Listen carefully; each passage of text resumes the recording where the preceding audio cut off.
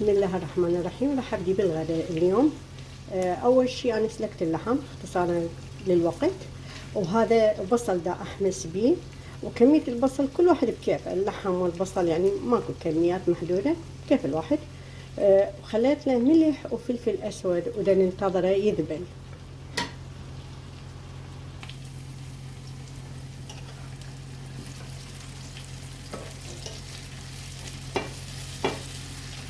شوية دا يذبل البصل بس يحتاج وقت لحد ما يذبل، كل ما يذبل يصير طعمه أطيب.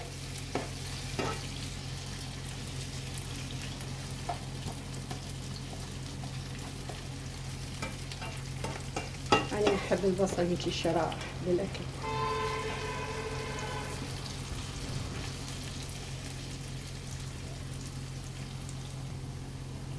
طبعا أنا عندي مشكلة بالكاميرا، كل ما أصور يطلع الصورة هي نص ما تطلع كاملة، فما أعرف السبب وين. يا ريت لو واحد يعرف يعلمني.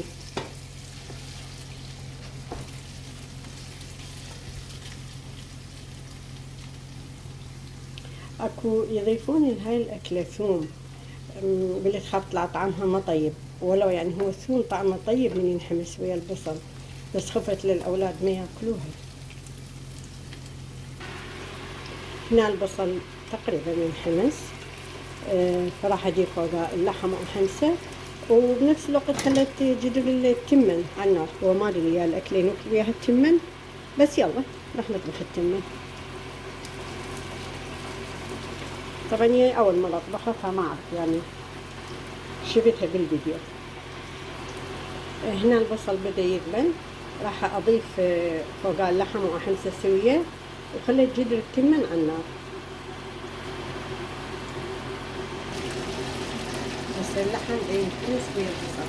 طبعا يسبوني ليش بدي اطبخ التمن ويا هاي الاكله الجزميه فيها، مو اني شويه شاورما وياه، لان اكو جزء للاولاد ما ياكلون اللحم، بس هي شاورما دجاج اكيد ويا التمن يعني. فد 5 دقائق يحمس. هسه تقولون هي هاي تشيلي فراي، لا مو تشيلي فراي، لان احنا العراقيين تشيلي فراي مالتنا لحم وبصل وطماطم شويه، هاي مو تشيلي فراي. ما اعرف، يمكن هي شفت فيديو وحده فلسطينيه سوته. هسه هو اللحم والبصل انحمس، اضيف شويه فلفل اسود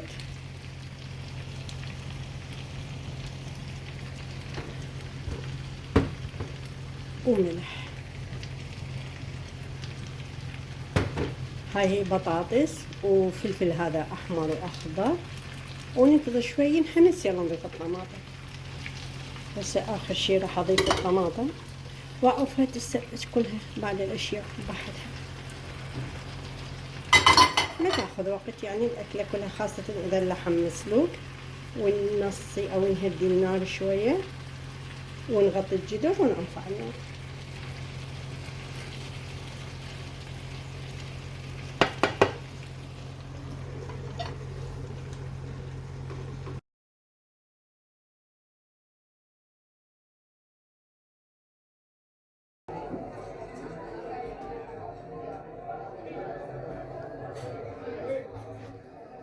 هذا نهاية التبسي، هيك شكله. ما اعرف هو تبسي شنو هو، ما ادري بعد.